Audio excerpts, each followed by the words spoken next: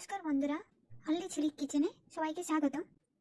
আজ আমি পেঁয়াজকলি এবং আলু দিয়ে একটি রেসিপি শেয়ার করব। এখানে আমি কিছুগুলো পেঁয়াজকলি নিয়ে নিয়েছি। পেঁয়াজকলিগুলো ছোট ছোট করে কেটে নেব, তারপর ধুয়ে নেব। আলুগুলিকেও কুচি কুচি করে কেটে নিতে হবে। সবগুলি কাটা হয়ে গেলে ভালোভাবে ধুয়ে নিতে হবে। প্রায় আমার সবগুলো কাটা হয়ে গেছে। এরপর আলুগুলিকে ধুয়ে নেব। পেঁয়াজগুলি, আলু, লঙ্কা, টমেটো, এরপর কড়াইয়ে সর্ষের তেল দিয়ে দেবো।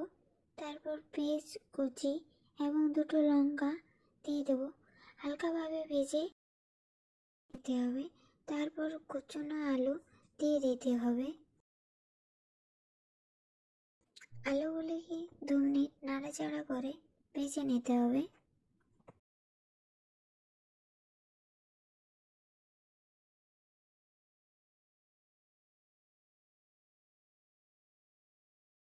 এরপর পেঁয়াজকলিগুলো ছেড়ে দিতে হবে।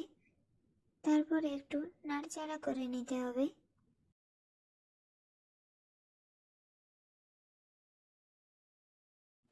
হালকা আঁচে কিছুক্ষণ ভাজার পর 4-5 মিনিট ভাজার পর কুচি করে রাখা টমেটো দিয়ে দিতে হবে।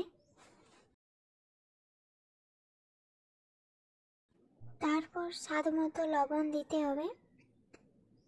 গুঁড়ো হলুদ পরিমাণ মতো দিয়ে দিতে হবে।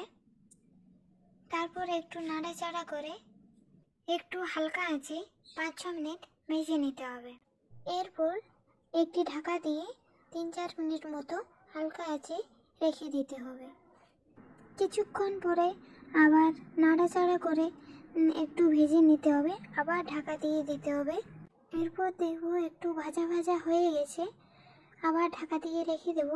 কিছুক্ষণ পর দেখব সবগুলি সিদ্ধ হয়ে গেছে। এরপর হালকা আঁচে 2-4 মিনিট মতো ভেজে নেব। তারপর দেখব ভাজা ভাজা হয়ে গেছে, তখন নামিয়ে নেব।